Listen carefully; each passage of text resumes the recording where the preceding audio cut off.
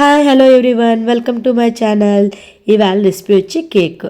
Eggs use చేయకుండా cake ఎలా తయారు చేయాలో చూద్దాం. 1 కప్ కరాచీ, దానికి ఈక్వల్ క్వాంటిటీస్లో 1 కప్ షుగర్.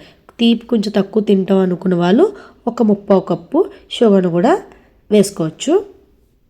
ఆ రెండు కలిపి మిక్సీ చేయాలి. మరీ మెత్తగా చేసుకోకూడదు. నేను వీడియోలో చూపిస్తున్నాను చూడండి, అలా చేసుకోవాలి. కొంచెం మురంగానే చేసుకుని ఒక బౌల్లో వేసుకోవాలి. అందులోనే 1/4 కప్పు పెరుగు, అది వేసుకున్నాక మళ్ళీ 1/2 కప్పు పాలు. దీన్ని నేను పచ్చి పాలే వేస్తున్నాను. మీరు కావాలంటే కాచి చల్లారి పెట్టిన పాలు కూడా వేసుకోవచ్చు. అందులో 1/4 కప్పు ఆయిల్. మీరు దీని బదులుగా బటర్ కరగబెట్టుకుని అది కూడా వేసుకోవచ్చు. ఇందులోనే 1 spoon baking powder, 1 spoon baking powder వేసుకున్న తర్వాత 1 spoon baking soda, 1 spoon baking powder and 1 spoon baking soda రెండు వేసుకున్న తర్వాత వెనిలా ఎసెన్స్ ఒక 2 టేబుల్ స్పూన్స్. వెనిలా ఎసెన్స్ ఒక 2 టేబుల్ స్పూన్ వేసుకున్నాక మనం కలుపుకోవాలి.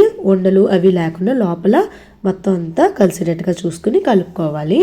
కలుపుకునేటప్పుడు మనకు గట్టిగా ఏమైనా అనిపిస్తే కన్సిస్టెన్సీ ఇంకా పాలు యాడ్ చేసుకుని కలుపుకోవచ్చు. మన కన్సిస్టెన్సీ బట్టి మిల్క్ని యాడ్ చేసుకోవాలి. దీంట్లోనే 1/4 కప్పు మైదా, 1/4 కప్పు మైదా కూడా యాడ్ చేసుకుని కలుపుకోవాలి. దీన్ని నేను వీడియోలో చూపిస్తున్నాను చూసారా, ఆ రకంగా ఆ కన్సిస్టెన్సీ వచ్చేటట్టుగా కలుపుకొని దాంట్లోనే డ్రై ఫ్రూట్స్ యాడ్ చేసుకోవాలి. చిన్న చిన్న ముక్కలుగా కట్ చేసుకున్న డ్రై ఫ్రూట్స్ మన దగ్గర ఏవి అవైలబిలిటీ ఉంటే అవన్నీ యాడ్ చేసుకోవచ్చు.